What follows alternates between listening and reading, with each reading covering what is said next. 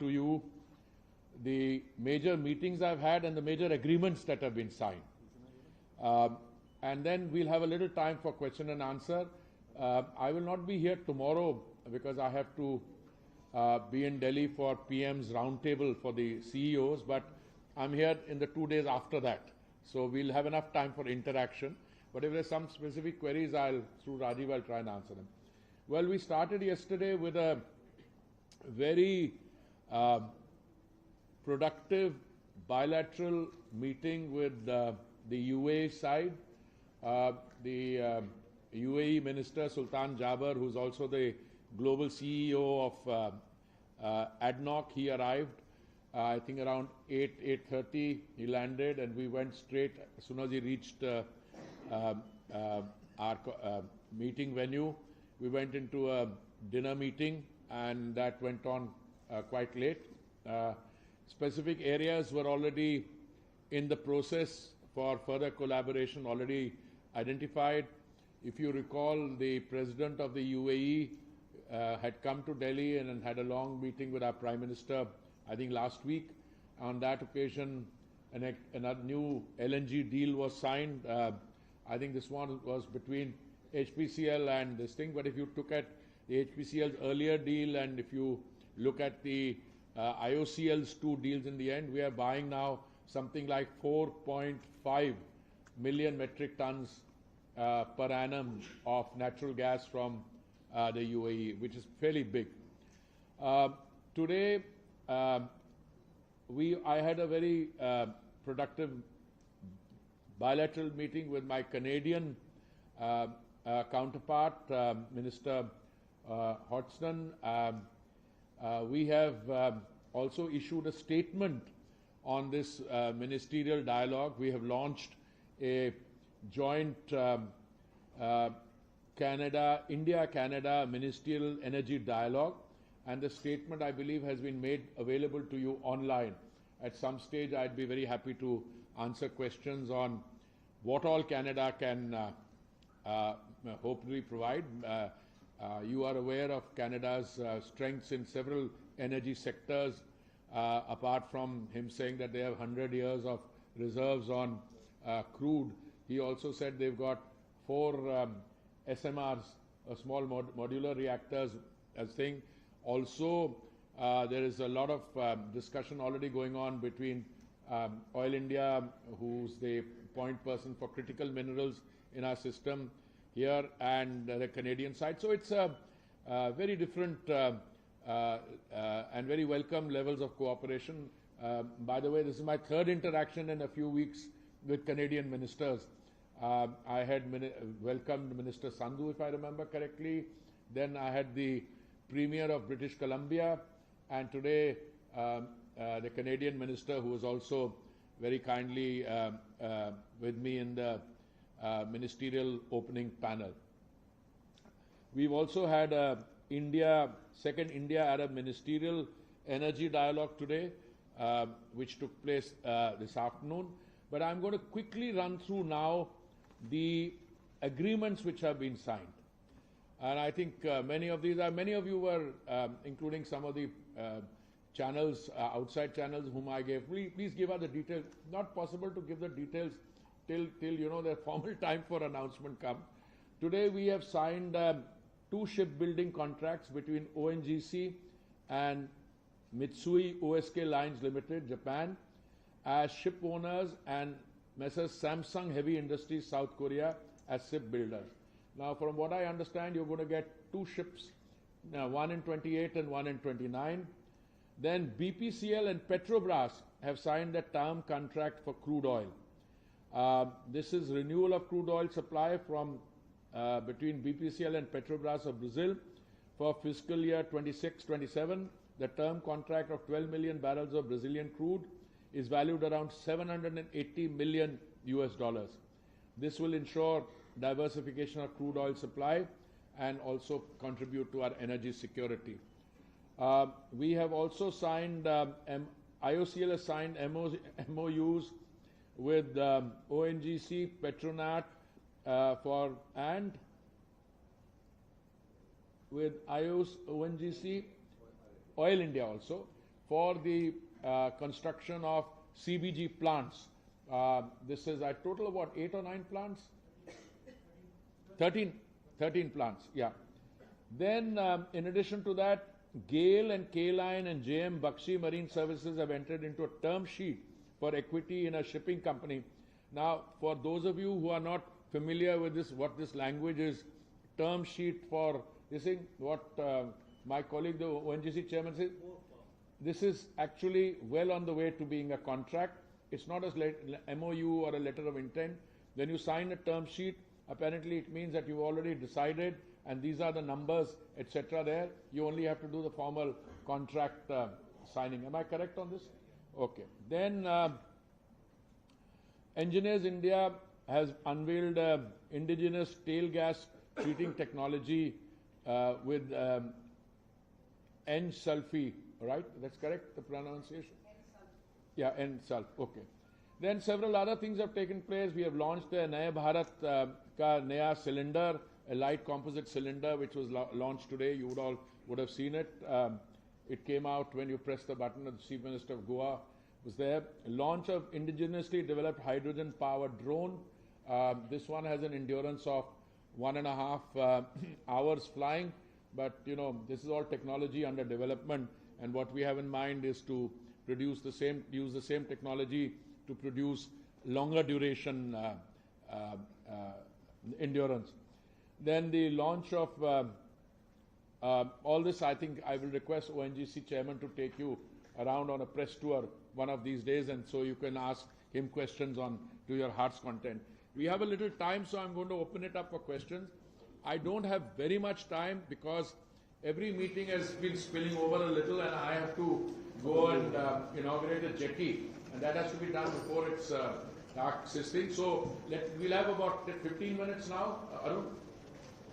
Maximum 15 minutes. So shoot your questions, but then this is the start of a process. Other than tomorrow, we'll have enough interaction. I'll set aside more time day after and the day after. Please introduce yourself. Some of you I know, but who wants to start?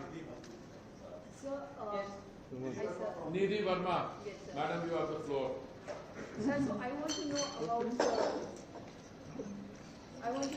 उसको दबाना पड़ेगा, on करना पड़ेगा. On है sir. अब on. So sir, I want to know about your deal on this ministerial that you have with Canada, because there were news reports that Canada is going to supply oil to India and in return for they will get some of refined fuel from India. So देखिए Canada के साथ ये जो specific आप पूछ रहे हैं sir mic Canada के साथ आप जो स्पेसिफिक्स पूछ रही हैं, those are company to company interaction and details. All I can tell you is I have met 3 Canadian visiting ministers in quick succession. All of them have expressed an interest in enhancing the energy cooperation with India. Why am I using the word enhancing? Because we already have some ongoing cooperation. IOCL, for instance, has investment in a facility there, and British Columbia Premier was telling me that they are building 6 liquefaction plants, and if that happens, he would like to utilize that facility to repatriate some of the results of that investment to India in terms of natural gas. Now, Canada is very big in terms of overall availability, but it's not just in crude and gas. The Canadians are also very well advanced in some of the other areas. There's a lot of potential, Nidhi, on critical minerals. Also small modular reactors. He told me he's got 4 of them already functioning, and a lot of our companies which started off as traditional oil companies then moved to green energy, and I've been discussing with IOCL chairman and HPCL, ONGC, BPCL, Engineers India. They are all looking to diversifying their portfolios. So this platform, which is now I think the second largest platform of this kind, this is providing an opportunity for such conversations to take place. So my short answer is cooperation potential, Nidhi, immense. Exact numbers, what they do, whom they will sign with, because the Canadians have private sector companies. So this is not for me to come in. Our companies, both in the private sector and in the OMCs, they will interact with them and fix the numbers. Yes, sir. Yes, my name is Rohan Sharma. I represent InfraLogic, which is a US-based digital infrastructure publication, and I cover projects and policies in South Asia. My question to you is on hydrogen, green ammonia, which we've all been talking. I appreciate and understand all that the government has achieved in such a short time in a technology that is so nascent. My job is best to just ask you a few questions about how the challenges, to bring some challenges to your notice, to understand in terms of the costs of hydrogen and green hydrogen? Yes, green hydrogen, okay. and also hydrogen. Well, I can talk about green hydrogen. You see, a lot of countries chose a path where they would go to other, transition periods and then go to green. Whereas my understanding is that when PM announced from the ramparts of the Red Fort, when he was addressing the nation, he talked about a green hydrogen mission directly.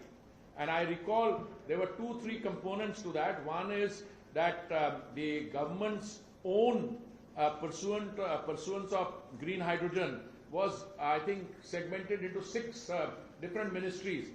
Petroleum and natural gas was one of them.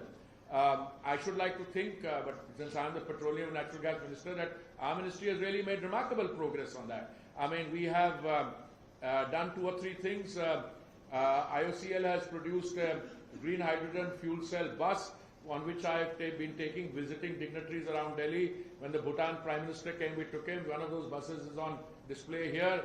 Today they were displaying green hydrogen fuel cell golf carts, a drone powered by a green hydrogen.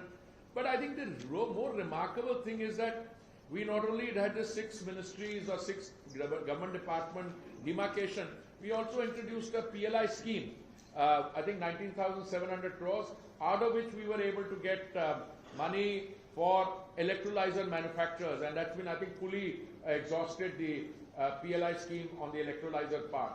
Secondly, I think we have succeeded in bringing the cost of green hydrogen down. I share with you very frankly, when I first had a conversation with the American Energy Secretary, Jennifer Greenhalgh, she talked, and this is very new when I was in 2021, she talked about 1 for 1 for 1. What she meant was 1 kilo of green hydrogen for $1 in a period of 10 years. Now that seemed a long haul, because when I looked around the world, I found that the cheapest rate on 1 kilo of green hydrogen was something like $5.43, which was somewhere where in Australia somebody had got it. So we issued, we took that up as a challenge. We issued 3 tenders, and we have brought the price down from $5.53. There was one 10 KTPA green hydrogen tender issued by IOCL. Then there was 5 KTPA by BPCL, 5 KTPA by HPCL, and we have succeeded in bringing the cost to less than $4 a kilogram. Now, it is less than 4, which is between 3 and 4. My sense is that if we can bring it down to below 3, it comes to 2, 2.5. Since we spend $150 billion of money on imports of energy, there will be a public policy pressure saying you shift to green hydrogen, because your buses on green hydrogen will just produce water vapor in the air. So it's a very good journey. One of the tenders, I think, was won by L&T. Another one was by it's a new Abu Dhabi-based company. But what assures me, since it's come below $4, $3 to $4, is that we have the capacity, thanks to our energy infrastructure and our commitment to green hydrogen, to expand, replicate, and scale this up. So therefore, I'm hoping that the target that we have of 5 million metric tons by 2030 is not only achievable, it might appear conservative. But meanwhile, some of our companies are actively selling green ammonia to Unipar in Germany, to the Singaporeans, and they have brought the cost down to less than 51,000 rupees a kilogram, one of the lowest costs of green ammonium in globally. So I think I've tried to, as best to answer your question. I don't want to compare it with what other countries do. Partly as a minister, I'm not going to say, well, I'll tell you frankly, I think green hydrogen and green ammonia, green hydrogen in particular, lends itself for success in a country like India. Why do I say that? You have a large population base, you have a growing energy demand, you have local demand, local production and local consumption. In this in particular, some of our facilities which use, what is that called, that pump storage. Whereas you take water up to 2,500 feet, drop it, generate energy, it gets stored in this thing, so at night when you don't have solar energy, you can utilize that and that water keeps getting recycled. So I think it's a success. I think the prices of, when I see the prices that they've contracted, I think in the times to come, prices will come even more down. We'll take one quick question because One question, sir. Sir, Piyush here from India today. Sir, we have... I know who you are, my friend. Yeah, okay. So we are here for the India Energy Week, but in Delhi, a big development has taken place where free trade agreement has been signed between India and European Union. How do you see, is it going to impact the energy sector? Listen, this was in the works. I have welcomed this conclusion of the negotiations on the India-EU free trade agreement. Today, when the Honourable Prime Minister, in his inaugural address, I hope you all were there, otherwise he referred to it also. And he referred to mother of all deals, which was a characterization which was actually given by the European side. And all I'm saying is, European Union, even when I was a young First Secretary, part of our trade delegation to the GATT, predecessor of WTO, it had 40-45% of global trade. The EU accounted for. EU has meanwhile become bigger. It's 27 countries. And I can tell you that if you look at overall global trade volume, if you look at overall global trade value, it's very high, 25%, 35%. And therefore, energy will be a very important area. Exactly how it works out, how it will be done. You know, we had signed an agreement with EFTA countries which are in terms of economic turnover, little smaller, but this now takes the European Union's 27 on board. I'm waiting for all the details to come. I'm aware of some details, but you know, let the agreement now. I think what is the exact term we've used, that we've concluded the negotiation. We've concluded the negotiation, and now you know whatever processing has to be done, legal work done, etc. And hopefully sooner than later we will have. The agreement the FTA go into force. I was going to take one more, but I'll make an exception because I have to run to do the jetty. We'll continue this. You all are all going to be in the evening program. They're coming, huh? They're all coming? Okay. Fine. So you mentioned about critical minerals and the potential Canada holds for, especially for PSUs, OMCs and the mining PSUs which are already which have already constituted Kabul as well. What's the role our OMCs will be playing increasingly? In what? Critical minerals. No, there is, I say there is government has a task force, etc. And Oil India is already part of that. So you see what happens that sometimes when you're doing mining in one area, you're also finding the critical minerals. So you know it's complex. Like for instance, you're looking for oil, you can find gas, and you get critical minerals. So it's part of a coordinated effort. But some of the discussions we are having with Oil India chairman is part of that. But as it is, we don't do those independently. It has to be done in conjunction with the designated authorities here. And when my bilateral discussions with the Canadians, with the UAE, a lot of the time was spent on critical minerals.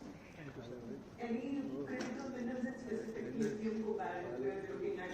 Through Kabul, we'll be looking at mining lithium and cobalt increasingly after China cut out on its mountain. I'm not going to go into details, but talk to Ranjit Rath here separately. And I have to run literally, but I look forward to seeing you guys day after tomorrow. And we'll start the press conference a little earlier, around 4:30 or so that we have enough time for the interactive part. Thank you so much. Bye-bye.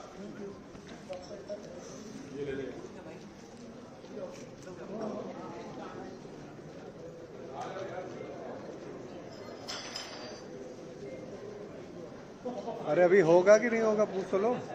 क्या होगा? नहीं होगा, कुछ नहीं होगा, सब होगा, हो गया। कुछ नहीं होगा।